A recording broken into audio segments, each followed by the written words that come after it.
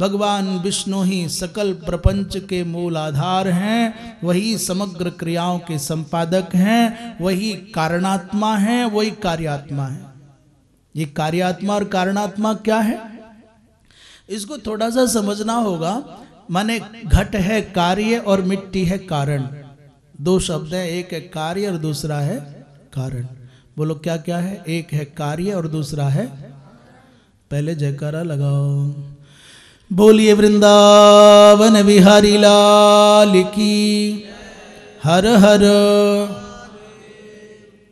कछु नींद भागी कि नहीं भागी? एक है कारण और दूसरा है, सब बोलो सब बोलो, एक कारण दूसरा कारण क्या है और कार्य क्या है। ये दोनों शब्द ऐसे हैं जो जीवन भर काम आवेंगे। किसी भी पुराण की कथा को सुनना और धरती पर किसी भी व्यवहार को निभाना, इन दोनों के बिना काम नहीं चले। कारण क्या और कार्य क्या है? बोले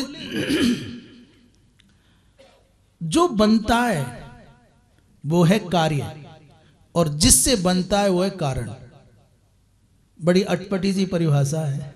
जो बन जाए, जो बनता है वो है कार्य। जैसे घड़ा बनता है, क्या है? घड़ा बनता है, घड़ा कार्य है।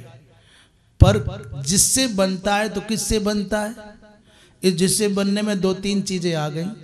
जैसे मिट्टी से बनता है तो मिट्टी कारण है, कुम्हार से बनता है इसलिए कुम्हार कारण है, चक्र से बनता है इसलिए चक्र कारण है।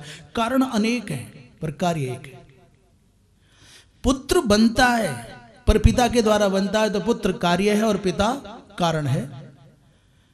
इतनी बात समझने की है कि कार्य और कारण दोनों के दोनों अलग अलग दिखते हैं पर दोनों में बड़ा गहरा नाता है। बिना कारण के कार्य रह नहीं सकता।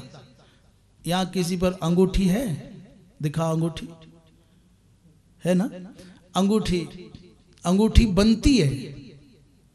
अंगूठी बनती माने अंगूठा कार्य है, पर अंगूठी बनती कैसे? बोलो कैसे बनती है?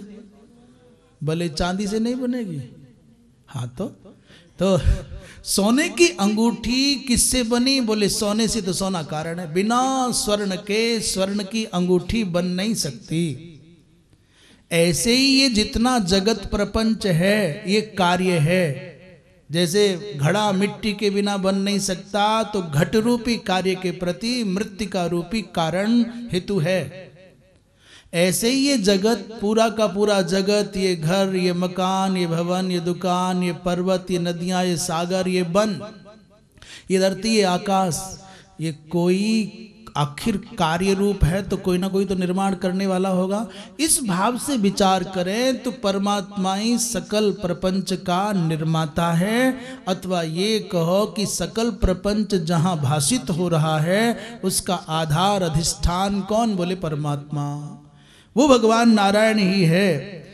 प्रश्न किया भगवान, ये जो आप कहते हो कि भगवान ने बनाया होगा, ये बात गले नहीं उतरती। वेदांतियों की दृष्टि में तो है ही नहीं, तो प्रकट करने की बात ही क्या है? अद्वैत मत के अनुसार, ज्ञान मार्ग के अनुसार, वेदांतियों के अनुसार तो ये जगत है ही नहीं।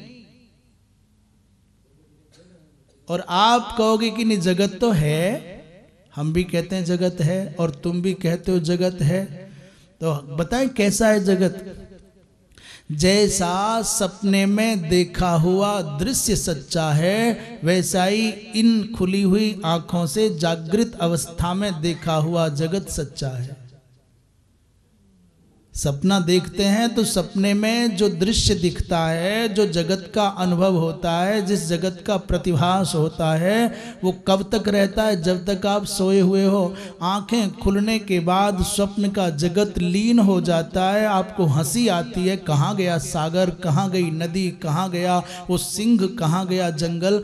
ऐसे ही जब तक ज्ञान नहीं होता, जब तक मोह निद्रा में सोए हुए हैं, तब तक ये जगत भी सच्चा जैसा लगता है। पर आंख खुल जाए, ज्ञान प्रकाश की प्राप्ति हो जाए तो ज्ञान के प्रभाव से मोह निद्रा के भंग होते ही ये जगत भी वैसे ही लीन हो जाता है जैसे स्वप्न का जगत लीन हो जाता है।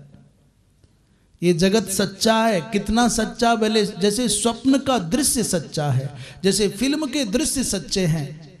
फिल्म देखते हैं तो उस दृश्य को देखते देखते तन्मयता हो जाती है, तो कोई कोई रोने लगता है, कोई कोई चीखने लगता है, कोई कोई गुस्सा करने लगता है, कोई कोई हंसने लगता है, जबकि जान रहे हैं दीवार पर झूठे चित्र दौड़ रहे हैं।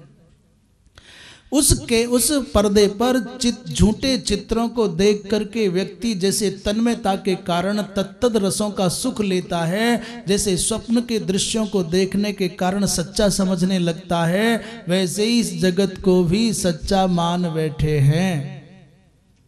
फिल्म से हटते ही फिल्म झूठी लगती है, जगते ही स्वप्न झूठा लगता है, और ज्ञान होते ही ये जगत भी झूठा लगता है।